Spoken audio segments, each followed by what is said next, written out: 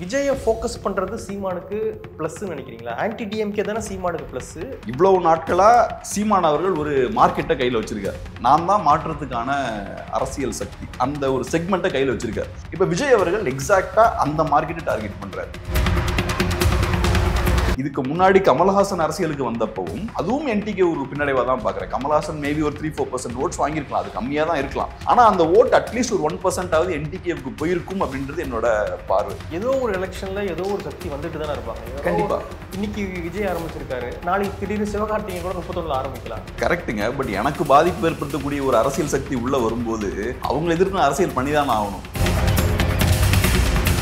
நாம் தமிழர் சீமான் அவர்கள் விஜய் அவர்களை விமர்சிக்காம திமுகவை மட்டுமே விமர்சிச்சா புது புத்தியில இருக்கவங்க என்ன நினைப்பாங்க? திமுகவை சீமான் அவர்களை விட விஜய் அவர்களை வந்து அதிகமா விமர்சிக்கிறாரு, நல்ல போல்டா விமர்சிக்கிறாரு. அந்த ரீச் வந்து சீமானை விட விஜய்க்கு அதிகம். 2 நிமிஷம் தான் வந்து விஜய் அவர்களை பேசுறாரு, ஆனா அதோட லைம் ரொம்ப பெருசா இருக்கு. நிறைய பேர் வந்து ஸ்பாட்லைட், மீடியா ஸ்பாட்லைட் வந்து ரொம்ப அதிகமா இருக்கு. விஜய் அவருடைய சுற்றுப்பயணம் அதை வந்து பிப்ரவரி வரை எக்ஸ்டெண்ட் பண்றாங்க. சனிக்கிழமை மட்டும் இல்லாம ஞாயிற்றுக்கிழமையும் சேர்த்து பண்றாரு. கேம்பெயின் போறாரு, அதெல்லாம் ரொம்ப நல்ல விஷயம் தான். பட் அதனால என்ன யூஸ் அப்படின்ற ஒரு கேள்வி. கரண்ட் போகுது, டிராஃபிக் ஜாம் ஆகுது, ஏகப்பட்ட பிரச்சனைகள். இதெல்லாம் தேவையா? பேசாம அந்த டெக்ஸ்ட்டை மட்டும் நீங்க உங்க ட்விட்டர் பேஜ்ல போட்டீங்கன்னா எல்லாருக்குமே தெரிஞ்சிட போகுது. விஜய் வந்து ஆரம்பிச்சிட்டாரு, ட்விட்டர்ல மட்டும் தான் பேசுறாரு முதல்ல சொன்னாங்க. அதுக்கப்புறம் அரசியல் பேசுறேன்னு சொன்னாங்க. அப்புறம் மாநாட்டில் பேசுனாங்க. வெறும் மாநாடு மட்டும் நடத்திட்டா போதுமா?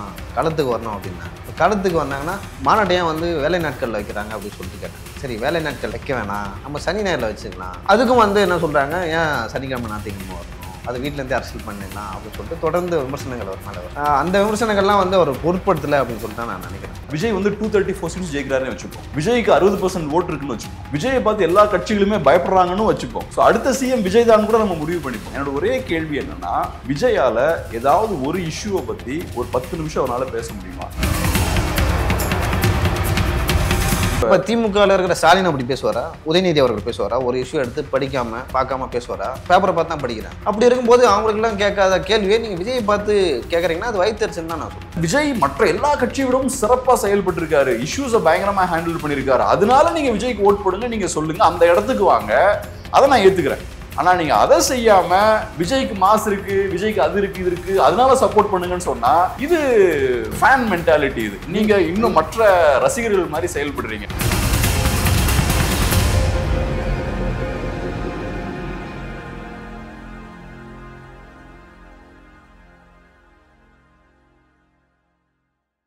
இப்போ இன்னொரு விஷயமும் போயிட்டு இருக்கு. என்ன அப்படின்னா, விஜய் வர்சஸ் சீமான் அப்படின்ற ஒரு இஷ்யூ ஒன்று போயிட்டு இருக்கு. அது இப்பயா போயிட்டு இருக்கு? அது ரொம்ப நாளா போயிட்டு இருக்கு. ஆனா சீமான் அவர்கள், அல்லது சீமான் அவர்கள்கிட்ட பத்திரிகைகள் கேட்கறது அது தொடர்பாகவே இருந்துகிட்டு இருக்கு. அவரும் வேறு வழி இல்லாமல் கேட்குறாங்களேன்னு பேசிடுறாரு, திரும்ப சீமான் பேசிக்கிட்டே இருக்காரு அப்படின்ற ஒரு பார்வையும் இருக்கு. விஜய் அவர்களுடைய தொகுதியிலே நீங்க அவரை எதிர்த்து போட்டிடுவீங்களா அப்படின்னு கேட்கும்போது, இல்லைங்க, சிறுபிள்ளைத்தனமா இருக்கு அப்படின்ற மாதிரியான ஒரு பதிலை கொடுத்துருக்காருன்னு இன்னைக்கு நியூஸ் பேப்பர்ல போட்டிருக்காங்க. விஜயை ஃபோக்கஸ் பண்றது சீமானுக்கு பிளஸ் நினைக்கிறீங்களா? ஆன்டி டிஎம்கே தானே சீமானுக்கு பிளஸ். விஜயை ஃபோக்கஸ் பண்றது சீமானுக்கு பிளஸ்ஸா மைனஸா எப்படி பாக்குறீங்க? ஃபோக்கஸ் பண்ணிக்கிட்டே இருக்காரு, அதான் சொல்றேன். ஃபோக்கஸ் பண்றது வேற, ஃபோக்கஸ் பண்ணிக்கிட்டே இருக்கிறது வேற. இப்போ என்னன்னா, விஜய் வந்து சீமானோட கோர் மார்க்கெட்டை டார்கெட் பண்றாரு. இவ்வளவு நாட்களா சீமான் அவர்கள் ஒரு மார்க்கெட்டை கையில் வச்சிருக்காரு. நான் தான் மாற்றத்துக்கான அரசியல் சக்தி, அந்த ஒரு செக்மெண்ட்டை கையில் வச்சிருக்காரு. ஸோ மாற்று அரசியல் வேணும்னா சீமான் சைடு போவாங்க அப்படின்ற ஒரு சூழல் இருக்கு. ரெண்டாவது, யங்ஸ்டர்ஸோட ஓட்டும் பார்த்தோம்னா கணிசமா சீமான் அவர்கள் கையில் இருக்கு. இந்த ஒரு நல்ல ஒரு ஃப்ரெஷ்ஷான செக்மெண்ட்டை அவர் கையில் வச்சிருக்காரு. இப்ப விஜய் அவர்கள் எக்ஸாக்டா அந்த மார்க்கெட்டை டார்கெட் பண்றாரு. நான் மாற்றம் கொண்டு வருவதற்கான ஆள் நான் தான் அப்படின்ற மாதிரி அவரை பொசிஷன் பண்ணிக்கிறார். மீடியா அட்டென்ஷனும் எல்லாம் அந்த சைடு திரும்புது. ஸோ அப்ப நேச்சுரலா இது என்டிகேவுக்கு ஒரு பின்னடைவு தான். இதுக்கு முன்னாடி கமல்ஹாசன் அரசியலுக்கு வந்தப்பவும் அதுவும் என்டிகே ஒரு பின்னடைவா தான் பாக்குறேன். கமல்ஹாசன் மேபி ஒரு 3-4% ஓட்ஸ் வாங்கியிருக்கலாம், அது கம்மியா தான் இருக்கலாம். ஆனா அந்த ஓட் அட்லீஸ்ட் ஒரு 1% ஆவது என்டிகேவுக்கு போயிருக்கும் அப்படின்றது என்னோட பார்வை. இல்ல, நான் என்ன கேக்குறேன்னா, ஏதோ ஒரு எலெக்ஷன்ல ஏதோ ஒரு சக்தி வந்துட்டு தானே இருப்பாங்க. கண்டிப்பா. இன்னைக்கு விஜய் ஆரம்பிச்சிருக்காரு, நாளைக்கு திடீர்னு சிவகார்த்திகேயன் கூட 31 ஆரம்பிக்கலாம். எல்லா எலெக்ஷன்லயும் ஒரு ஃபோர்ஸ் வந்துகிட்டே தான் இருக்கும். அதுக்காக நம்ம அவங்கள காரணம் காட்டி அல்லது அவங்கள டார்கெட் பண்ணி போயிட்டே இருக்கிறது ஒரு சரியா இருக்கு. கரெக்டுங்க. பட் எனக்கு பாதிப்பு ஏற்படுத்தக்கூடிய ஒரு அரசியல் சக்தி உள்ள வரும்போது அவங்க எதிர்த்து அரசியல் பண்ணிதான் ஆகணும். நான் அதை அலோவ் பண்ணிக்கிட்டே இருக்க முடியாது இல்லையா? இதை பேச வேண்டிய தேவை இருக்கு, இதை எக்ஸ்போஸ் பண்ண வேண்டிய தேவை இருக்கு. இன்னைக்கு ஆனா அதை தாண்டி நம்மள ஆதரிக்கணும்ல மக்கள். இன்னைக்கு நான் பர்சனலா என்னோட அனுபவத்துல நான் பாக்குறது என்னன்னா, கமலை இந்த அளவுக்கு நான் அப்போஸ் பண்ணல. ஆனா ரஜினி உள்ள வரும்போது ஓரளவுக்கு அப்போஸ் பண்றோம். அதுக்கப்புறம் விஜய் வரும்போது ரொம்ப அக்ரெசிவா அப்போஸ் பண்றேன். நான் பர்சனலா அதை பண்றேன். ஆனா இது ஏன் வருதுன்னு பாத்தீங்கன்னா, நான் ஒரு பேட்டர்னை புரிஞ்சுக்கிட்டேன். கமல் வராரு, வந்து ஒரு அரசியல் பேசுறாரு, மாற்றம்ன்றாரு, யங்ஸ்டர்ஸை உள்ள கொண்டு வராரு, நிறைய விஷயங்கள் பேசுறாரு, கம்ப்ளீட்டா யூட்டர்ன் அடிக்கிறாரு. ஸோ கமல்கிட்ட பெரிய பாலிடிக்ஸ் இல்லை, ஐடியா இல்லை, ஐடியாலஜி இல்லை, பொலிட்டிக்கல் ஆக்ஷனும் இல்லை. இதெல்லாம் இல்லாம நான் ஒரு நடிகர் அப்படின்ற ஒரே யூஎஸ்பி வச்சுட்டு கமல் உள்ள வராரு, வந்தா ஒரு பிரோஜனமும் இல்லை அப்படின்ற விஷயம் எனக்கு புரியுது. ஸோ அப்ப ஒவ்வொரு எலெக்ஷன் நீங்க சொன்ன மாதிரி இந்த மாதிரி யாரோ ஒருத்தன் வந்துட்டு இருக்காங்க, ஒரே வேலையை அவங்க பார்த்துக்கிட்டே இருக்காங்கன்னா, போக போக நம்ம மக்களுக்கு அந்த புரிதலை ஏற்படுத்த வேண்டிய தேவை இருக்கு. என்டிகேவுக்கும் அந்த தேவை இருக்கு, என்டிகேவுக்கு பொலிட்டிக்கலாவும் அந்த தேவை இருக்கு. ரெண்டாவது இந்த விஷயங்களை எக்ஸ்போஸ் பண்ண வேண்டிய தேவையும் அவங்களுக்கு இருக்கு. ரெண்டாவது நான் இன்னொரு விஷயம் என்ன பாக்குறேன்னா, விஜய் சென்டர் பண்ணி ஆக்சுவலா அவங்க எதுவும் பாலிடிக்ஸ் பண்ணல. ஒரு 1.5 மணி நேரம் பேசினாருன்னா விஜயை பத்தி 2 நிமிஷம் பேசுறாரு. பிரஸ் மீட்லயும் அதே மாதிரி பத்திரிகையாளர்கள் கேள்வி கேட்கும் போது விஜயை பத்தி அவரு பேசுறாரு. இன்ஃபேக்ட் நான் பார்த்த பிரஸ் மீட்ஸ்ல எல்லாம் திமுக ரொம்ப கடுமையா அவர் விமர்சிக்கிறாரு, ரொம்ப ஸ்ட்ராங்கா திமுக விமர்சிக்கிறார். அந்த விஷயங்கள் பெருசா வெளியே வர்றது கிடையாது. ஊடகங்கள் அதை பெருசா போக்கஸ் பண்ணல. அதை அவர் டெஃபினட்டா பண்ணிட்டு தான் இருக்கார். அதையும் தாண்டி விஜய் நீங்க லைட்டா டச் பண்றீங்கன்னு வச்சுப்போம். இப்ப இந்த மரங்களின் மாநாடு எடுத்துப்போம். அந்த மாநாட்டுக்கு ஏதாவது அட்டென்ஷன் கிடைச்சதா மீடியால? யாருமே அதை போக்கஸ் பண்ணல. ஆனா விஜயை டச் பண்ணி அவர் பேசினாரு. இந்த மாநாட்டுல இந்த மாதிரி சீமான் பேசினாருன்ற நியூஸ் எல்லா இடத்துலயும் வருது. ஸோ அப்ப விஜயை டச் பண்றதால என்டிகேவுக்கு ஒரு மைலேஜ் கிடைக்குது இல்ல. விஜய் வர்சஸ் சீமான் அப்படின்ற நரேட்டிவ் பில்ட் பண்றதால என்டிகேவுக்கு ஒரு மைலேஜ் கிடைக்குது. ரெண்டாவது விஜய் வர்சஸ் சீமான்னா பொலிட்டிக்கலா சீமானால ஜெயிக்கவும் முடியும். ஏன்னா 2 பேரோட பொலிட்டிக்ஸ் நீங்க கம்பேர் பண்ணி பாத்தீங்கன்னா டெஃபினட்டா விஜயால அந்த சீமானோட பொலிட்டிக்ஸை ஹேண்டில் பண்ண முடியாது. சீமான் அளவுக்கு அக்ரெசிவா பொலிட்டிக்ஸும் பண்ணல, என்டிகே அளவுக்கு டிவிகே பெருசா போராட்டங்கள் பண்ணல. ஸோ அந்த டிவிகே வர்சஸ் என்டிகே, சீமான் வர்சஸ் விஜய் அப்படின்ற அந்த நரேட்டிவ் அவங்க விரும்பவும் செய்வாங்க. ஸோ இந்த கால்குலேஷன்ஸ் எல்லாம் பேஸ் பண்ணி தான் அவங்க அந்த மாதிரியான பொலிட்டிக்ஸ் பண்றாங்க. ஆனா நீங்க சொன்ன மாதிரி டிஎம்கே, ஆன்டி டிஎம்கே பொலிட்டிக்ஸ் அவங்க கையில எடுக்காம அதுல சாஃப்டா போனாங்கன்னா அது என்டிகேவுக்கு டெஃபினட்டா பேக் ஃபயர் ஆகும். ஏன்னா என்டிகேவோட கோர் பொலிட்டிக்ஸே ஆன்டி டிஎம்கே தான். ஆனா அதை கைவிட்ட மாதிரி எனக்கு தெரியல இது வரைக்கும் நான் பார்த்த அளவுல. ஓகே, உங்களுடைய பார்வை? இல்லை, எனக்குமே இதான் இருக்கு. விஜய் அவர்கள்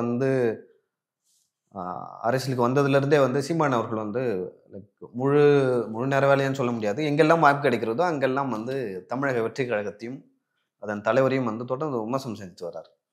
அவர் எப்படி பார்க்குறாருன்னா, தனக்கு இது வரைக்கும் அவரோட வாக்கு வங்கிகள் ஆன்டி டிஎம்கே, அதே போல் தமிழ் உணர்வார்கள், தமிழ் தேசியம் பேசுகிறவங்க, அதே போல் இயற்கை விரும்புவவங்க, ஒரு மாற்றம் வேணும் அப்படின்னு சொல்லிட்டு நினைக்கிறவங்க. ஸோ அந்த தாட்டில் இருக்கவங்க எல்லாமே அந்த தாட்டில் இருக்கவங்க நிறைய பேர் அதிகரிச்சிட்டாங்க அவர் சீமான் அவர்களால். ஸோ அந்த வாக்குகளை அதை விட ஒரு பெரிய சக்தி வராரு, பெரிய க்ரௌட் புல்லராக இருக்கார் அவர். அதே போல் ரொம்ப சாமிங் ஃபேஸ் அவருக்கு. அவர் நினச்சா ஒரு இடத்துக்கு போனார்னா 1,00,000 பேர் கூடுவாங்க, நீங்கள் எந்த செலவும் இல்லாமல். அந்த அளவுக்கு ஒரு மாஸ் லீடராக உருவாகிறார். அப்படி இருக்கும்போது ஒரு பொசசிவ் வரும்ல, என் தொண்டர்களே என்கிட்ட கொஞ்சம் பசங்க இருந்தானு அவங்களே அங்கே போகிறான், அந்த பக்கமே போகிறாங்கன்னு சொல்லிட்டு ஒரு தலைவருக்கு இயல்பாகவே அது இருக்கும். ஸோ அதுதான் அந்த ஆற்றாமையில் தான் சீமான் அவர்கள் மட்டும் இல்லை எல்லா தலைவர்களும் பேசுவதற்கான காரணம் அதான். முக்கியமாக திமுக கூட்டணியில் இருக்கிற தலைவர்கள் அதை அமைதியாக வேடிக்கை பார்க்குறாங்க. ஸோ அவங்க ஆக்சுவலாக அங்கே தான் அனலைஸ் பண்ணுறாங்க, நம்ம திமுக கூட்டணியிலே தொடரலாமா இல்லை வேறு கூட்டணிக்கு மாறலாமான்னு. நாம் தமிழர் சீமான் அவர்கள் விஜய் அவர்களை விமர்சிக்காம திமுகவை மட்டுமே விமர்சிச்சா புது புத்தியில் இருக்கவங்க என்ன நினைப்பாங்க, திமுகவை சீமான் அவர்களை விட விஜய் அவர்களை அதிகமாக விமர்சிக்கிறாரு, நல்ல போல்டாக விமர்சிக்கிறாரு. அந்த ரீச் சீமானை விட விஜய்க்கு அதிகம். ஓகேங்களா? ஆனால் சீமான் அவர்கள் திமுகவோட நீ அண்ணன் சொன்ன மாதிரி 2 லைன்ல சும்மா 2 நிமிஷம் தான் விஜய் அவர்களை பேசுறாரு. ஆனா அதோட லைன் ரொம்ப பெருசா இருக்கு. நிறைய பேர் ஸ்பாட்லைட், மீடியா ஸ்பாட்லைட் ரொம்ப அதிகமா இருக்கு அது. ஸோ அப்படி இருக்கும்போது அது ஒரு நல்ல ஸ்ட்ராட்டஜி. அந்த ஸ்ட்ராட்டஜி முன்ன இருந்த அளவுக்கு கை கொடுக்குமா, அது வாக்குகளாக மாறுமா அப்படின்னு சொல்லிட்டு எலெக்ஷன் நேரத்தில் தான் தெரியும். இப்போ இன்னொரு விஷயமும் போயிட்டு இருக்கு. என்ன அப்படின்னா, விஜய் அவருடைய சுற்றுப்பயணம் அதை பிப்ரவரி வரை எக்ஸ்டெண்ட் பண்ணுறாங்க அப்படின்னு சொல்லியிருக்காங்க. டிசம்பரோட முடியுது அப்படின்ற மாதிரி இருந்துச்சு. இப்போது பிப்ரவரி வரை கொண்டு போகிறாங்க அப்படின்ற மாதிரி சொல்லியிருக்காங்க. சனிக்கிழமை மட்டும் இல்லாமல் ஞாயிற்றுக்கிழமையும் சேர்த்து பண்ணுறாரு, பிரச்சாரத்தை மேற்கொள்கிறாரு வீக்கெண்டில் அப்படின்னும் சொல்கிறாங்க. ஃபோர்ஸாக போயிட்டுருக்காரா விஜய்? இந்த ஃபோர்ஸ் அவருக்கு வெற்றியை கொடுக்குமா, எப்படி பார்க்குறீங்க? கண்டிப்பாக விஜய் ஃபோர்ஸ்ஃபுல்லாக தான் போயிட்டுருக்காரு. ஆனால் சாட்டர்டே மட்டும் தான் ஃபோர்ஸ்ஃபுல்லாக போகிறாரு. மற்ற சண்டேவும் போறாரா? சண்டே வர போறாராம் இனிமே.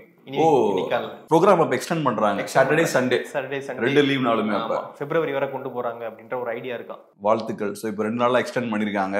இந்த 2 நாளா எக்ஸ்டெண்ட் பண்றதுக்கு எலெக்ஷன்ஸ் வந்து இவ்வளவு கிட்ட நெருங்க வேண்டிய தேவை இருக்கு. ரைட், எனிவே வாழ்த்துக்கள். ஆனா என்னன்னா, இப்போ ஒருத்தர் வந்து கேம்பெயின் போறாரு, அதெல்லாம் ரொம்ப நல்ல விஷயம்தான். பட் அதனால என்ன யூஸ் அப்படின்ற ஒரு கேள்வி இருக்கு. இப்போ விஜய் ஒரு இடத்துக்கு வர்றாரு, திருவாரூர் போறாரு, அங்க ஒரு ஆயிரக்கணக்கான மக்கள் வராங்க. அங்க ஒரு மக்கள் இவ்வளவு பேர் திரள்றாங்கன்னா நிறைய பிரச்சனைகள் வருது. ரோடு டிராஃபிக்லாம் பிளாக் ஆகுது, ஆம்புலன்ஸ்லாம் வருது.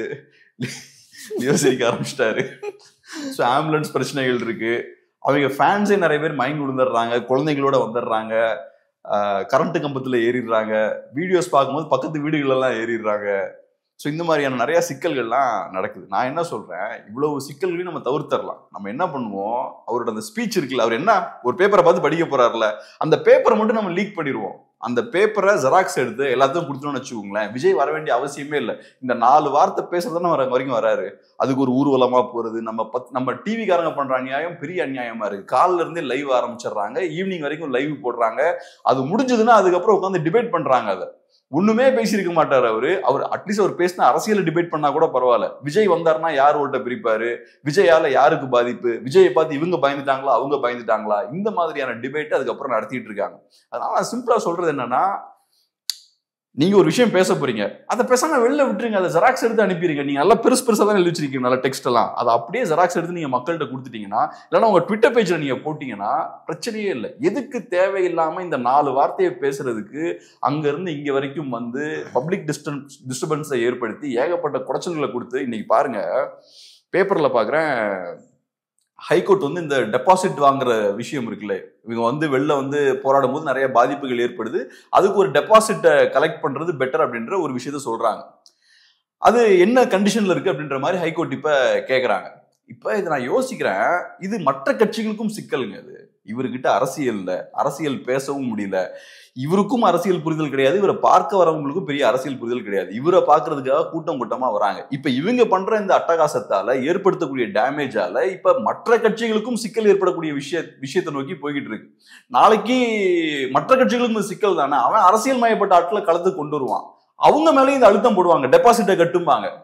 ஸோ இப்ப இவங்க பண்ணக்கூடிய பிரச்சனையால மற்றவங்களுக்கும் இப்ப பிரச்சனை ஏற்படுது. அதனால இவங்கனால ஒண்ணு பிரோஜனம் எதுவுமே கிடையாது, பெரிய அரசியல் எதுவும் பண்ணல. 2வது பாதிப்புன்னு பாத்தீங்கன்னா ஏகப்பட்ட பாதிப்பு, கரண்ட் போகுது, டிராபிக் ஜாம் ஆகுது, ஏகப்பட்ட பிரச்சனைகள். இதெல்லாம் தேவையா? பேசாம அந்த டெக்ஸ்ட்டை மட்டும் நீங்க உங்க ட்விட்டர் பேஜ்ல போட்டீங்கன்னா எல்லாருக்குமே தெரிஞ்சிட போகுது. நீட், அப்புறம் கச்சத்தீவை மீட்கணும், வரிசையா பட்டியல் போட்டிருக்கேன், இந்த பிரச்சனைகளுக்கு பட்டியல் போட்டிருக்கேன், சூப்பர். இல்லை, நான் வந்து அண்ணன் கருத்து வந்து வேறுபடுறேன். அப்படின்னா விஜய் அவர்கள் வந்து அரசியலுக்கு வந்தோடனே விஜய் வந்து ஆரம்பிச்சிட்டாரு, ட்விட்டரில் மட்டும்தான் பேசுறாரு முதல்ல சொன்னாங்க. அதுக்கப்புறம் அரசியல் பேசலன்னு சொன்னாங்க. அப்புறம் மாநாட்டில் பேசினார். வெறும் மாநாடு மட்டும் நடத்திட்டா போதுமா, களத்துக்கு வரணும் அப்படின்னாங்க. இப்போ களத்துக்கு வந்தாங்கன்னா மாநாட்டை ஏன் வந்து வேலை நாட்களில் வைக்கிறாங்க அப்படின்னு சொல்லிட்டு கேட்டாங்க. சரி, வேலை நாட்கள் வைக்க வேணாம், நம்ம சனி ஞாயிறில் வச்சுக்கலாம், அப்போ அலுவலகங்கள் பள்ளிக்கூடலாம் பாதிக்கப்படுவாது, அப்போ மாணவர்கள்லாம் ஈஸியாக போயிட்டு வரதுக்கு இருக்கும், நம்ம வந்து லீவ் நாளில் விடுமுறை நாட்களில் வச்சுக்கலாம்னு சொல்லிட்டு சனி மற்றும் ஞாயிற்றுக்கிழமை வச்சார். சரி, சனிக்கிழமை வச்சுக்கிட்டு ஞாயிற்றுக்கிழமை விடுமுறை எடுத்துக்கிட்டான்னு சொல்லிட்டு அப்படி வச்சார். அதுக்கும் வந்து என்ன சொல்கிறாங்க, ஏன் சனிக்கிழமை ஞாயிற்றுக்கிழமை வரணும், அது வீட்டிலேருந்தே அரசியல் பண்ணிடலாம் அப்படின்னு சொல்லிட்டு தொடர்ந்து விமர்சனங்கள் அவர் மேலே வருது. அந்த விமர்சனங்கள்லாம் வந்து அவர் பொருட்படுத்தலை அப்படின்னு சொல்லிட்டு தான் நான் நினைக்கிறேன். ஏன்னா அவர் வந்து தொடர்ந்து வந்து திமுகவை தான் அட்டாக் பண்ணிட்டு வர்றாரு. அதே போல் ஞாயிற்றுக்கிழமையும் வச்சா, ஏன்னா லாஸ்ட் டைம் வந்து திருச்சி, அதுக்கப்புறம் பெரம்பலூரில் போக வேண்டியது டைம் ஆனதால அங்கே போக முடியல, இன்னும் நிறைய ஊர்களை வந்து கவர் பண்ணணும். ஸோ அதனால தான் வந்து இந்த ப்ரோக்ராம் வந்து எக்ஸ்டெண்ட் ஆனதா சொல்கிறாங்க. அதுபோல் வந்து இந்த மாதிரி விமர்சனங்கள் வந்து புதுசாக ஒருத்தவங்க கட்சி ஆரம்பிச்சா, இந்த மாதிரி கூட்டம் போனா காசு செலவு பண்ணமாவே தன்னிச்சையாக வராங்கல்ல, அது மற்ற அரசியல் கட்சிக்கு வந்து கொஞ்சம் வயிற்றுச்சலாக இருக்கும். இவ்வளோ என்ஜாய் பண்ணுறீங்க அதை? இல்லை, அதெல்லாம் வந்து மற்ற கட்சிகள்லாம் கொஞ்சம் வயிற்றுச்சலாக இருக்கும். ஸோ அதோட கோபம் தான் வந்து இப்போ ஆளூர் ஷானவாஸ் பேசுகிறாருல, ஆளூர் ஷானவாஸ் நாகப்பட்டினம் சொந்த தொகுதிக்கு முன்னாடி அவ்வளோ கூட்டம் வருமா? வராது. அவர் ஒரு கட்சிக்காரங்க ஜெயிச்சிருவார். சரி, அது பார்க்கலாம், பொறுத்து தான், எலெக்ஷன் முடிஞ்சால் தான் தெரியும். சரி, ஓகேங்களா? ஆளூர் ஷானவாஸ் வந்து அவ்வளோ கூட்டம் வருமா? வராது. அதே போல் நம்ம கரு பழனியப்பன் கருப்பழனி அப்படின்னு தான் நினைக்கிறேன். அவர் வந்து சீட்டு கேட்டு ரொம்ப நாளமா திமுகவுக்கு எந்த அளவுக்கு வந்து பக்கவாத்தியம் வாசிக்க முடியுமோ அந்த அளவுக்கு அவர் வாசிச்சிருக்காரு. இல்ல இயக்குனர் தானே அவரு? இயக்குனர் அவர் சீட்டு கேட்டாரு, MP எலெக்ஷன்லயும் கேட்டாரு, கொடுக்கல. இந்த எலெக்ஷனையும் கேட்டு இருக்காரு அப்படின்னு சொல்லிட்டு சொல்றாங்க. அதை தான் வந்து கமலும் அப்புறம் விஜய் அவர்கள் வந்து அட்டாக் பண்ணி பேசுனது. அதே போல அதிமுகவுக்கும் அதே போல தமிழக கட்சிக்கும் சாஃப்ட் கார்னர் இருக்கு. 2 பேரும் வந்து பெருசா 2 தலைவர்களும் அட்டாக் பண்ணிக்க மாட்டாங்க. அவங்களுக்கு வந்து கூட்டணி கணக்கெல்லாம் இருக்கு. விஜய் தரப்புலையும் அந்த கூட்டணி கணக்கு இருக்கு, அதிமுக தலைமையும் இருக்கு. அதனால தான் பெருசா வந்து பேசிக்கிறது இல்லை அப்படின்னு சொல்லிட்டு சொல்றாங்க. அது பொறுத்திருந்து தான் பார்க்கணும். விஜயோட அந்த போன இடங்கள்லாம் நீங்க பார்க்கணும். ஒவ்வொரு இடத்தையும் ஒன்று வந்து திருச்சி மற்றும் அரியலூர். அது யார் பகுதினா நேரு. திமுக என்ற கட்சியை வந்து குறுநில மன்னர்கள், இப்போ ராஜராஜ சோழன் அவ்வளோ பெரிய சாம்ராஜ்யத்தை கட்டுறதுக்கு காரணம்னா சிற்றரசுகள்லாம் ஒன்று சேர்த்து அதுக்கப்புறம் வந்து பெரிய சாம்ராஜ்யம் கட்டினான்னு சொல்றாங்க. திமுகவுக்கு வந்து ஸ்ட்ராங் பேஸே வந்து அந்த குறுநில மன்னர்கள் மாவட்ட செயலாளர்கள் தான். ஒன்று அமைச்சராக இருப்பாங்க, இல்லை மாவட்ட செயலாளராக இருப்பாங்க. அதில் நேரு ஒருத்தவர், அதே போல் TR பாலு, TRP ராஜா ஒருத்தவர். அவங்க 2 கோட்டையும் போனார். ஓகேங்களா, போயிட்டு அவங்க கூட்டம் கூட்டினாரு. அவர்களை வந்து விமர்சனம் செய்தே பேசினார். ஓகேங்களா. அடுத்தது வந்து இப்போ ஸ்டாலின் அவர்களுக்கு வந்து தளபதி போல செயல்படும் செந்தில் பாலாஜி அவரோட கோட்டைக்கு போறாரு. ஓகேங்களா. இந்த மாதிரி அவர் குறிவைக்கும் இடங்கள்லாம் திமுகவின் முக்கிய ஆட்கள், அதே போல அவங்களோட தளபதிகள் அந்த மாதிரி தான் குறிவைக்கிறார். ஸோ கூட்டி தன்னோட கூட்டத்தை காட்டி என்ன கொள்கை, எனக்கு தெரிஞ்சு செந்தில் பாலாஜி கரூருக்கு போறாரு அவங்களோட தொகுதிக்கு. அங்கேயும் செந்தில் பாலாஜி அவர்களை பத்தி விமர்சனம் செய்வார் அப்படின்னு சொல்லிட்டு நான் நினைக்கிறேன். ஸோ பொறுத்திருந்து தான் பார்க்கணும். இது வந்து ஞாயிற்றுக்கிழமையிலும் எக்ஸ்டெண்ட் பண்றது இன்னும் நிறைய மக்களை போய் சந்திச்சு அவங்க பிரச்சனைகளை பேசுறதுக்கு ஏதுவா இருக்கும் அப்படின்னு தான் நினைக்கிறேன். பிரபு, ஒரே ஒரு கேள்வி மட்டும், நான் ஒரே ஒரு சின்ன கேள்வி மட்டும், கண்டிப்பா வைத்தறிச்சல் அந்த கேள்வி கேட்கல. ஒரே ஒரு கேள்வி என்னன்னா, நீங்க சொன்ன மாதிரியே விஜய்க்கு பெரிய கூட்டம் வருது. நம்ம விஜய் வந்து 234 சீட்ஸ் ஜெயிக்கிறாருன்னு வச்சுப்போம். விஜய்க்கு 60% ஓட்டு இருக்குன்னு வச்சுப்போம். விஜயை பார்த்து எல்லா கட்சிகளுமே பயப்படுறாங்கன்னு வச்சுப்போம். ஸோ அடுத்த CM விஜய் தான் கூட நம்ம முடிவு பண்ணிப்போம். என்னோட ஒரே கேள்வி என்னன்னா, விஜயால ஏதாவது ஒரு இஷ்யூவை பத்தி ஒரு 10 நிமிஷம் அவரால் பேச முடியுமா? அவர் நிறைய விஷயங்கள் பட்டியல் போட்டார்ல, கச்சத்தீவெல்லாம் பத்தி பேசினார்ல, அதை பத்தி ஒரு 10 நிமிஷம் அவரால் பேச முடியும்? ஏன் டென்ஷன் ஆகிறீங்க? ஸோ 10 நிமிஷம் அவரால் ஒரு இஷ்யூவை பத்தி பேச முடியுமான்றது முதல் கேள்வி. 2வது, ஏதாவது ஒரு இஷ்யூ மக்கள் பிரச்சனை எடுத்து இந்த மக்கள் பிரச்சனையை நல்லா கையாண்டார் விஜய் அப்படின்னு உங்களால சொல்ல முடியுமா? ஏதாவது ஒரு அரசியல் கட்சியை எடுத்து, ஆளும் கட்சியை எடுத்து அவங்க மேல இந்த விமர்சனத்தை கடுமையா வச்சார். நான் சொல்றது சும்மா அங்கிள் ஸ்டாலின் பேசுற கதையெல்லாம் நான் கேட்கல. ஒரு இஷ்யூ எடுத்து இந்த கட்சி இந்த இஷ்யூவை சரியா ஹேண்டில் பண்ணணும்னு டீப்பா அவர்னால பேச முடியுமா? இப்படி எதுவுமே பண்ண முடியாத ஒரு நடிகர் அவரு ஸ்ட்ராங்கா இருக்கார் அப்படின்னு சொல்றதுல என்ன அர்த்தம் இருக்கு? அதுல ஏதாவது பிரோஜனம் இருக்குன்னு நீங்க நினைக்கிறீங்களா? இல்ல, நம்ம வந்து அது பேச தெரிஞ்சாதான் வந்து முதல்வர் அவருக்கு தகுதி அப்படின்னு சொல்லிட்டு என்ன தகுதி வேணும்னு நீங்க சொல்லிருங்க, அந்த தகுதி இருக்கான்னு சொல்லிருங்க. இல்ல, அப்படி எதுவுமே தகுதி வேணாம், தகுதியே தேவை, மக்கள் தான் முடிவு பண்ணாத. அதை ஓகேங்களா. இப்போ நீங்க வந்து ஒரு இஷ்யூவை பத்தி பேச தெரியுமான்னு சொல்லிட்டு கேட்டீங்க. பரந்தூர் போனாரு, அங்க போயிட்டு அந்த இஷ்யூ பண்ணிட்டு மட்டும்தான் பேசினார், வேற எந்த இஷ்யூவாவது பேசினாரு? அது எக்ஸாம்பிள் நான் சொல்றேன். அந்த மாதிரி ஏதாவது பிரச்சனைனா அந்த ஸ்பாட்டுக்கு போவார். ஓகேங்களா. இங்க வந்து தமிழக அரசின் சார்பாக கொடுக்குற அவகாசமே வந்து 15 மினிட்ஸ் தான், 15 to 20 மினிட்ஸ். அதுல வந்து நீங்க ஒரு சப்ஜெக்ட் எடுத்து ஃபுல்லா எப்படி பேச முடியும்? இப்போ நான் ஒரு தொகுதிக்கு போறேன்னா, இல்லை ஒரு மாவட்டத்துக்கு போறேன்னா, அந்த மாவட்டத்தோட மொத்த பிரச்சனையும் பேசுறதுக்கு வந்து 15 நிமிஷம் போகாது. அப்புறம் எப்படி நான் ஒரு நிமிஷம் ஒரு இஷ்யூவை பத்தி அரை மணி நேரம் பேச முடியும், இல்லை 1 மணி நேரம் பேச முடியும்? சரி, இப்போ திமுகவில் இருக்கிற ஸ்டாலின் அப்படி பேசுவாரா? உதயநிதி அவர்கள் பேசுவாரா? ஒரு இஷ்யூ எடுத்து படிக்காம பார்க்காம பேசுவாரா? உங்களே ப்ராம்ப்டர் பார்த்து பேப்பரை பார்த்து தான் படிக்கிறேன். ஓகேங்களா. அப்படி இருக்கும்போது அவங்களுக்கு எல்லாம் கேட்காத கேள்வியை நீங்க விஜயை பார்த்து கேட்கறீங்கன்னா அது வைத்தறிச்சல் தான் நான் சொல்லுவேன். இப்ப ஸ்டாலின் அவர்களையும் உதயநிதி ஸ்டாலின் அவர்களையும் நான் ஏன் கேட்க மாட்டேங்கிறேன்னா, அவங்க 2 பேரும் வேண்டான்னு சொல்லிதான் நான் மாற்று வேணும்னு நான் பேசிட்டு இருக்கேன். அதனால அவங்க 2 பேரும் கணக்கிலே கிடையாது. அவங்க 2 பேரும் சரியில்லை, அவங்க குவாலிட்டியான லீடர்ஸே கிடையாது. ஏன்னா அவங்க கருணாநிதி அவர்களோட பேரை சொல்லிதான் அவரு அரசியலே பண்ணிட்டு இருக்காங்க. ஸோ அவங்க கணக்கிலே கிடையாது. ஆனா விஜய் இப்ப மாற்றுன்னு சொல்றாரு, அப்ப மற்ற எல்லா லீடர்ஸை விடவும் அவர் பெட்டரா இருக்கும். இப்ப நீங்க பரந்தூர் பத்தி ஏன் பேசுறீங்க? நீங்க இப்ப வந்து புதுசா இஷ்யூஸ்க்குள்ள வரீங்கல்ல, பரந்தூர் விமான நிலையம் அந்த பிரச்சனையை வந்து நல்லா கையாண்டார் விஜய், ஒரு 10 நிமிஷம் பேசினார் அப்படின்ற விஷயத்தை நீங்க சொல்றீங்க. ஏன் நீங்க சொல்றீங்கன்னா, விஜய் ஒரு நல்ல லீடர்னு என்கிட்ட எஸ்டாப்ளிஷ் பண்ண முயற்சி பண்றீங்க. அதனாலதான் அந்த இஷ்யூவை கொண்டு வரீங்க. விஜயால கூட்டம் மட்டும் கூட்ட முடியாது, அவர்னால இஷ்யூஸையும் பேச முடியும் அப்படின்ற இடத்துக்கு நீங்க கொண்டு வரீங்க. சோ அப்ப உங்களை பொறுத்தளவுல உங்களுக்கே தெரியுது, ஒருத்தர் ஒரு லீடரா இருக்கணும்னா அவருக்கு இஷ்யூஸை பேச தெரியணும், இஷ்யூஸை ஹேண்டில் பண்ணவும் தெரியணும், மக்களுக்காக களத்துக்கும் வரணும்ன்ற விஷயம் உங்களுக்கு தெரியுது. சோ அது நல்ல லீடருக்கு அழகு.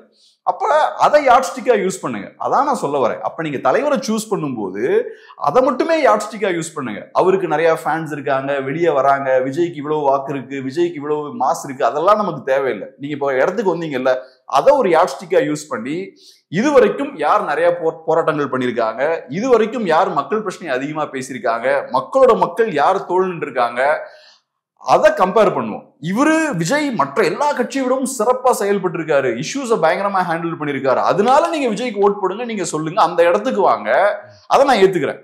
ஆனா நீங்க அதை செய்யாம விஜய்க்கு மாஸ் இருக்கு, விஜய்க்கு அது இருக்கு, இது இருக்கு, அதனால சப்போர்ட் பண்ணுங்கன்னு சொன்னா இது ஒரு ஃபேன் மென்டாலிட்டி. இது நீங்க இன்னும் மற்ற ரசிகர்கள் மாதிரி செயல்படுறீங்க. இல்ல நான் நீங்க ஒரு சிறந்த ஒரு ஜேர்னலிஸ்ட், நீங்க அதை மறந்துடாதீங்க. இல்ல நான் விஜய்க்கு ஃபேன்ஸ் வச்சு வாக்குகள் வருது, இல்ல ஃபேன்ஸ் தான் வாக்குகளை மாறும் அப்படின்னு சொல்ல நான் விஜய் அவர்களோட ஃபேனை தாண்டி ஓகே அவர் பேச ரசிக்கிறேன்.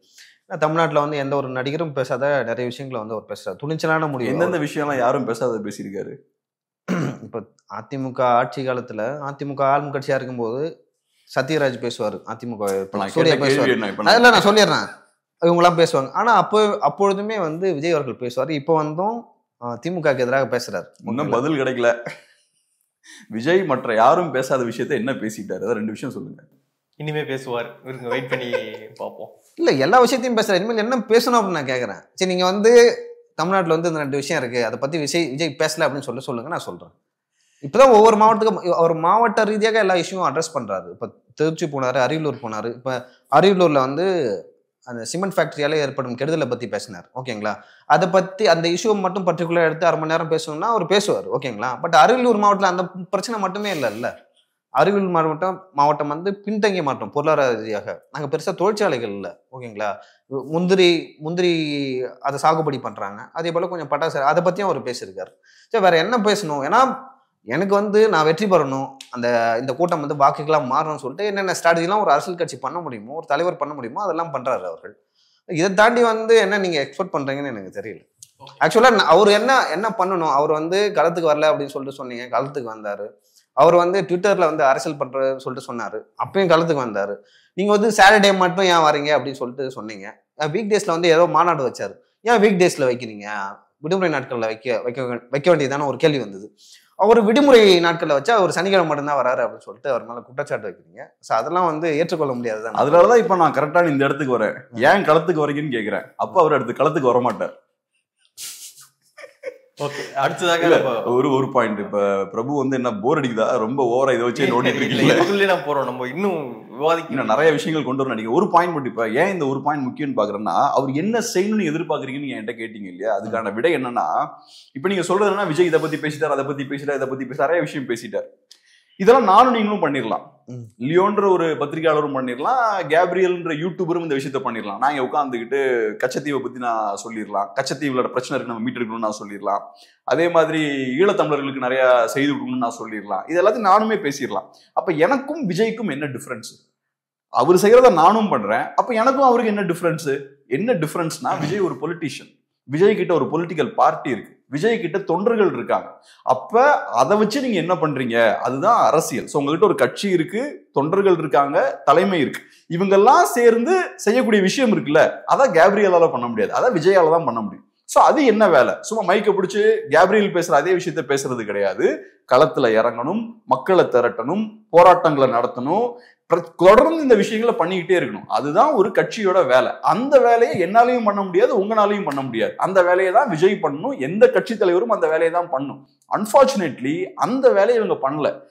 அந்த வேலையை பண்ணாம என்ன பண்றாங்கன்னா, கேம்பெயின் பண்ணிட்டு இருக்காங்க. இப்ப விஜய் ரசிகர்கள் கிட்ட நம்ம விஜயோட பொலிட்டிக்கல் ஆக்ஷன் என்ன, அவரோட அரசியல் செயல்பாடு என்னன்னு கேட்டா அவங்க என்ன சொல்றாங்கன்னா, விஜய் அவர்கள் 2 மாநாடு நடத்திட்டாரு, அப்புறம் இன்னைக்கு களத்துல ஒரு பிரச்சாரம் பண்ணிட்டு இருக்கு. அது அரசியல் செயல்பாடு கிடையாது.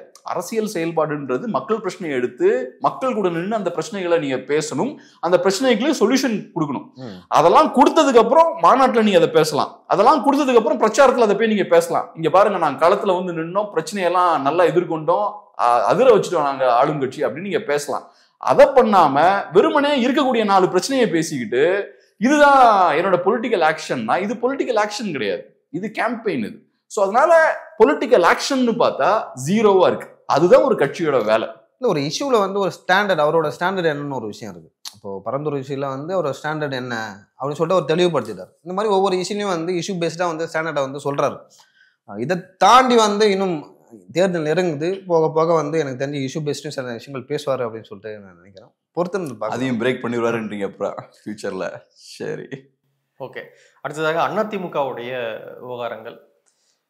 செங்கோட்டையன் அவர்கள் இன்னைக்கு சென்னைக்கு வராரு அப்படின்ற ஒரு செய்தி. அவரு சென்னைக்கு வந்தா என்ன, கோயம்புத்தூர் போனா என்ன அப்படின்னு கேட்கக்கூடாது நீங்க. ஆனா ஊடகங்கள் அதை வந்து ஃபோக்கஸ் பண்றாங்க. ஒரு சென்னை வராரு. நிறைய பேர் வந்து நினைக்கிறாங்க அதிமுகலாம் ஒன்று சேரணும் அப்படின்னு சொல்லிட்டு. யாருங்க நினைக்கிறாங்க அப்படின்னு கேட்கும்போது அது சஸ்பென்ஸ் அப்படின்றாரு. ஓகே, இப்போ செங்கோட்டையன் என்னவோ பண்ணி பார்த்தாரு, டெல்லியெல்லாம் போய் பார்த்தாரு, ப்ரெஸ் மீட் கொடுத்து பார்த்தாரு. ஆனா எடப்பாடி அவர்கள் அவருடைய வழிக்கு வர மாதிரி ஒன்றும் தெரியல. ஸோ அடுத்ததாக செங்கோட்டையன் அவர்கள் என்ன முடிவு எடுப்பாரு அப்படின்னு பாக்குறீங்க? மற்றவங்களுடைய நிலைப்பாடெல்லாம் எப்படி இருக்குன்னு பாக்குறீங்க? எடப்பாடி பழனிசாமி அவர்கள் இது எதையுமே கண்டுகொள்ள மாட்டாரு. அண்ணாமலை அவர்கள் எடுக்கிற ஸ்டெப்பு கூட, அண்ணாமலை போயிட்டு மீட் பண்றாரு, டிடிவி மீட் பண்றாரு, ஓபிஎஸ் மீட் பண்ண போறன்றாரு, முதலமைச்சராக எடப்பாடி வரணும், அதுக்கு தான் நான் உழைச்சிக்கிட்டு இருக்கேன் அப்படின்றாரு. ஆனா எடப்பாடி பழனிசாமி அவர்கள் ரொம்ப காமா, எத்தனை நான் கவலைப்பட மாட்டேன், நான் பிரச்சாரம் தான் பண்ணிட்டு இருப்பேன் அப்படின்னு பண்ணிட்டு இருக்காரு. அதிமுக வலுவாயிட்டு இருக்கு, என்டிஏ வலுவாயிட்டு இருக்கு அப்படின்னு நினைக்கிறீங்களா?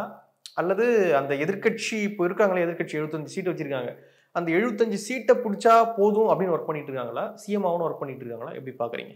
இல்லை அதிமுக எப்படி பார்க்குறாங்களா அந்த இஷ்யூவை? எனக்கு தெரிஞ்சு இன்னைக்கு வந்து நேற்றைய தினம் வந்து ஒரு வார பத்திரிகையில் கூட எழுதியிருக்காங்க. அவர் வந்து சண்டை போடுற மூடில் செங்கோட்டையன் அவர்கள் இல்லை. ஏன்னா அதிமுகவில் இருக்கிற முன்னாள் அமைச்சர்களே, ஏன்னா இந்த டைமில் வந்து இந்த மாதிரி பண்ணுறீங்க, நீங்கள் கட்சியில் மூத்தவர், அப்படி இருக்கும்போது நீங்கள் இப்படி பண்ணுறக்கூடாது அப்படின்னு சொல்லிட்டு நிறைய பேர் சொல்லியிருக்காங்களாம். அதனால தான் நேற்று மட்டும் என்னமோ ஒரு ப்ரெஸ் மீட் நடந்தது. நான் என்ன சொன்னேன்னா, அவர் என்ன சொல்லியிருக்காருண்ணா செங்கோட்டையன், நான் என்ன சொன்னால் நம்ம கட்சி வெற்றி பெறணும்னு சொல்லிட்டு அவங்கள நினைச்சா நல்லா இருக்குன்னு சொல்லிட்டு சொன்னேன். அதை தாண்டி நான் எதுவும் சொல்லலை. மற்றபடி முடிவுன்னா வந்து பொதுச் செயலாளர் தான் எடுப்பாருன்னு சொல்லிட்டு பாலை வந்து ஒரு எடப்பாடி அறிக்கை போட்டார். ஓகேங்களா? அது வந்து சரண்டர் ஆகிற மாதிரி. அப்படி இருக்கும்போது எப்படி சொல்கிறது, இனிமேல் வந்து அந்த ப்ரெஸ் மீட் அந்த மாதிரியான விஷயங்கள்லாம் வராது. இனிமேலும் வந்து செங்கோட்டையன் தரப்புலேருந்து சசிகலா அவர்களிடமோ அல்லது வந்து டிடிவி இல்லை ஓபிஎஸ் அவர்களிடமோ சொல்ல வேண்டிய விஷயம் என்னவா இருக்கும் அப்படின்னு நான் நினைக்கிறேன்னா, இதுதான் கடைசி முயற்சி, இதை நீங்கள் ட்ரை பண்ணுங்கள், ஒர்க் அவுட் ஆனால் பரவாயில்ல, ஒர்க் அவுட் ஆகலாம் விட்டுருங்க, என்னையும் விட்டுருங்க, அந்த அந்த மைண்ட் செட்டில் தான் செங்கோட்டையன் இருக்கார். ஓகே, உங்களுடைய பார்வை? ஏன்னா அவரோட ஐடென்டிட்டி, லைக் அவருக்குமே வந்து ஒரு கிரைசிஸ் வருது. அவரே வந்து நாளைக்கு கட்சியில் சேர்த்துப்பாங்களா இல்லையா அப்படின்னு சொல்லிட்டு அந்த முடிவு நீக்கி விட்டாங்க.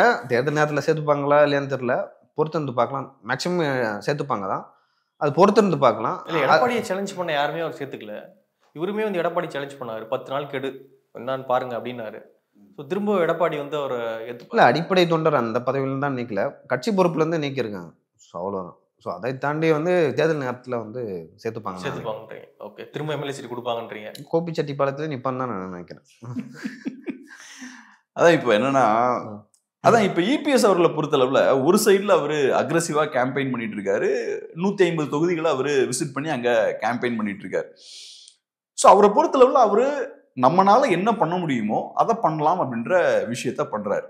இன்னொரு சைட்ல இந்த மாதிரியான குழப்பங்கள் வந்துட்டு இருக்கு. இப்ப செங்கோட்டையன் அவர்கள் எலெக்ஷன் கிட்ட வரும்போது இந்த விஷயங்கள்லாம் பண்றாரு. சாதாரணமா ஒருத்தன் அதை பாக்குறான்னா எந்த ஓட்டருக்கும் தெரியும் செங்கோட்டையன் அவர்களோட இந்த செயல்பாடு யாருக்கு லாபம் யாருக்கு நஷ்டம் அப்படின்ற விஷயம் தெரியும். ஸோ எலெக்ஷன் இருக்குது இதெல்லாம் பண்ணா கண்டிப்பா அது திமுகவுக்கு அட்வான்டேஜ், அதிமுகவுக்கு அது டிஸ்அட்வான்டேஜ். ஸோ ஒரு அதிமுக தொண்டன் இதை சீரியஸா எடுக்க மாட்டான், இன்ஃபேக்ட் அதை ரசிக்கவும் மாட்டான். லியோ அந்த விஷயத்தை தான் சொன்னார்.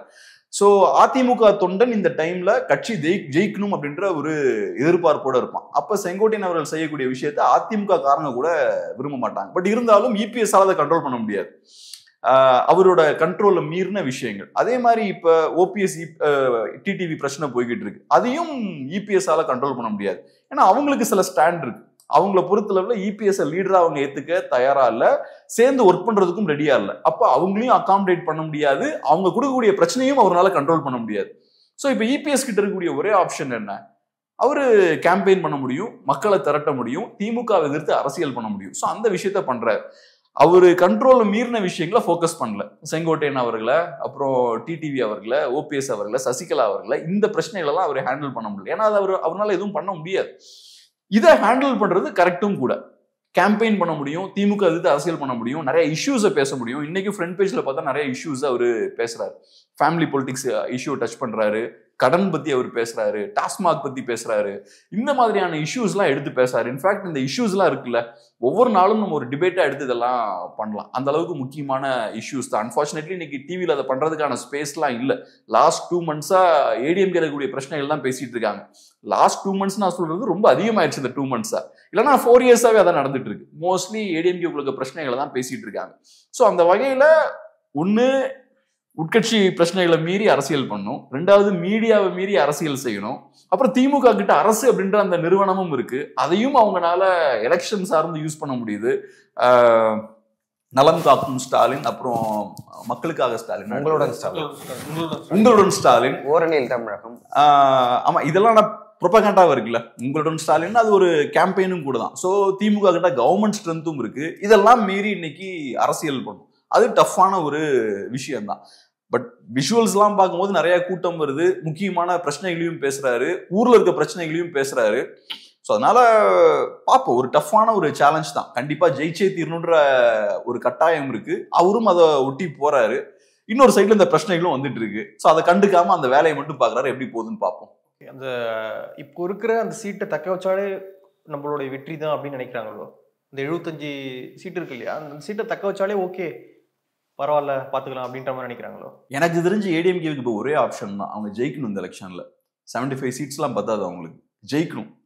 இந்த எலெக்ஷன்ல அவங்க ஜெயிக்கலன்னா என்ன ஆகும்னா, மக்களுக்கு ஏடிஎம்கே மேல கான்ஃபிடன்ஸ் போயிடும். அஃப்கோர்ஸ் ஏடிஎம்கே ஒரு பெரிய இன்ஸ்டிடியூஷன் தான், பல ஆண்டுகள் களத்துல இருந்திருக்காங்க. ஒரு எலெக்ஷன்ல அந்த கட்சி பெரிய டேமேஜை சந்திக்கும்னா நான் சொல்ல வரல. ஆனா அதிமுக வாக்காளர்கள்ன்றவங்க யாரு? திமுக எதிர்ப்பு வாக்காளர்கள். ஸோ அவங்களோட ப்ரையாரிட்டி என்னவா இருக்கும்னா, திமுகவை வீழ்த்தணுன்றதான் அவங்களோட ப்ரையாரிட்டி. ஸ்டார்டிங்லேயே அதிமுக பெரிய ஐடியாலஜி கிடையாது. எம்ஜிஆர் காலகட்டத்தில இருந்தே அந்த கட்சிக்கு வாக்களிக்கிறாங்கன்னா திமுகவை வீழ்த்தணும், எனக்கு திமுக பிடிக்காது, அதுக்காக தான் நான் அதிமுகவுக்கு ஓட் போடுறேன். அதான் அவங்களோட சிங்கிள் அஜெண்டா. 2 தடவை கண்டினியூஸா அதிமுக தோக்குறாங்கன்னா திமுக எதிர்ப்பு வாக்காளர்களுக்கு நம்பிக்கை போயிடும். அவங்க ரைட், இனிமேல் நம்ம திமுகவை கவுண்டர் பண்ணணும்னா நமக்கு வேற சில அரசியல் சக்திகள் தேவை, வேற கட்சிகளை நோக்கி நம்ம போகணும் அப்படின்ற இடத்துக்கு வந்துருவாங்க. ஸோ அதனால இந்த எலெக்ஷன்ல அவங்க கண்டிப்பா ஜெயிச்சே தீரணும். திமுகவோட ஓட் பேஸ் வேற, அதிமுகவோட ஓட் பேஸ் வேற.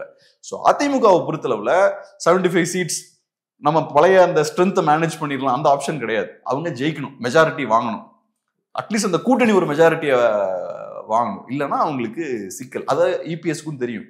இந்த அளவுக்கு அக்ரெசிவா கேம்பெயின் பண்ணி நான் இது வரைக்கும் பார்த்ததில்லை. வேற யாருமே இவ்வளவு சீக்கிரமா களத்துல இறங்கி பார்த்ததில்லை. ஏன்னா இந்த சீரியஸ்னஸ் அவருக்கும் தெரியும், ஜெயிச்சே தீரணுன்ற கட்டாயம் இருக்கு, அதனால அதை பண்றாரு. ஜெயிக்கல மேபி, எது ஜெயிக்கல, மேபி ஏடிஎம்கே ஜெயிக்கல, அடுத்த கட்டம் என்ன? ஏடிஎம்கே ஜெயிக்கலன்னா அது அந்த கட்சியை ஹோல்ட் பண்றதுல நிறைய சிக்கல்கள் இருக்கும். நான் சொன்ன மாதிரி இந்த கட்சி தொண்டர்களுக்கு கட்சி மேல நம்பிக்கை போயிடும். இன்னைக்கு அந்த கட்சி தொண்டர்கள் அந்த கட்சிக்கு வாக்களிக்கிறதுக்கான ஒரே காரணம் என்னன்னா, எனக்கு திமுக வேண்டாம் அப்படின்றதுதான். 2 டைம்ஸா ஏடிஎம்கேவால அந்த வேலையை பண்ண முடியலன்னா நேச்சுரலா மக்களுக்கு அவநம்பிக்கை வர ஆரம்பிச்சிடும்.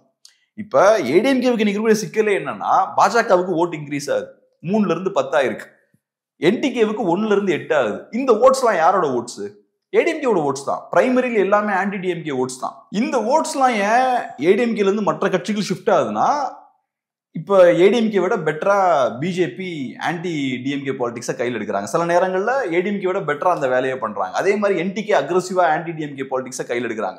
ஸோ சாதாரண திமுக எதிர்ப்பு வாக்காளர் பார்க்கும்போது ரைட்டு, இந்த கட்சிகள் நல்லா கடுமையா திமுக விமர்சிக்கிறாங்க, அப்ப நம்ம திமுக வீழ்த்தணும்னா இங்கேயே ஓட்டு போட்டுடலாம் அப்படின்ற இடத்துக்கு வராங்க.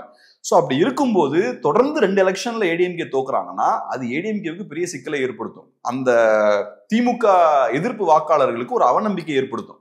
நம்ம இனிமேல் ஏடிஎம்கேவை நம்பி இருக்கிறதுல பிரயோஜனம் கிடையாது, ஏடிஎம்கேவால திமுகவை வீழ்த்த முடியாது அப்படின்ற ஒரு யோசனைக்கு அவங்க வரதுக்கான வாய்ப்பு இருக்கு.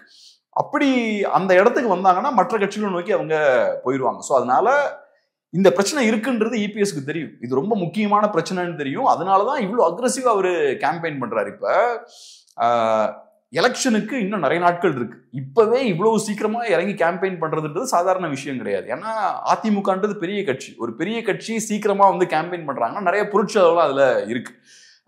சீமான் பண்ணிடலாம் ஈஸியா, ஏன்னா அவரை பொறுத்தளவுல பெரிய செலவு இருக்காது. பட் இப்ப ஏடிஎம்கே டிஎம்கே எல்லாம் பண்றாங்கன்னா கேம்பெயினுக்கு போனா நிறைய செலவு பிடிக்கக்கூடிய விஷயம். அதுவும் குறிப்பா திமுகவுக்கு இன்னைக்கு பவர் இருக்கு. ஸோ அவங்களால நிறைய பணத்தை பம்ப் பண்ண முடியும். ஏடிஎம்கே இப்ப எதிர்கட்சியா இருக்காங்க. பட் இருந்தாலும் அக்ரெசிவா இதை செய்தே தீரணும், இந்த எலெக்ஷனை ஜெயிக்கணும்னா கேம்பெயின் தேவை அப்படின்றது அவருக்கு புரியுது. ஸோ அதனாலதான் அக்ரெசிவா கேம்பெயின் பண்றாரு. அதுபோக சீக்கிரமா நீங்க கேம்பெயினை ஸ்டார்ட் பண்ணியாச்சுன்னா போக போக அந்த மொமெண்டமையும் பில்ட் பண்ண வேண்டியிருக்கும். ஏன்னா இப்பவே கேம்பெயின் நீங்க பண்ண ஆரம்பிச்சிட்டீங்கன்னா எலெக்ஷன் நெருங்கும் போது இன்னும் அடுத்த ஸ்டேஜுக்கு அதை கொண்டு போக வேண்டியிருக்கும். ஸோ அப்ப எலெக்ஷன் கிட்ட வர வர இதை விட இன்னும் பெட்டரா கேம்பெயின் பண்ணணும், இன்னும் அக்ரெசிவா கேம்பெயின் பண்ணணும், இன்னும் பெரிய அளவுல பண்ணணும். அதுக்கும் அப்ப அவங்க தயாரா இருக்காங்கன்னு தான் அர்த்தம். ஸோ இந்த எலெக்ஷன் ரொம்ப முக்கியம், இதெல்லாம் செய்துதான் ஆகணும் அப்படின்ற விஷயம் அவங்களுக்கு புரியுது. அதனால இந்த எலெக்ஷன் அவங்க ரொம்ப சீரியஸா எடுக்கிறாங்க. இந்த எலெக்ஷன் ரொம்ப சீரியஸும் கூட. நான் சொன்ன மாதிரி கொஞ்சம் லூஸ் விட்டா பிரச்சனை ஆகிறதுக்கு வாய்ப்பு இருக்கு. ஓகே, நிறைய விஷயங்கள் விரிவாக பகிர்ந்து கொண்டீங்க. எல்லாருக்கும் நன்றி. 2 பேரும் நன்றி.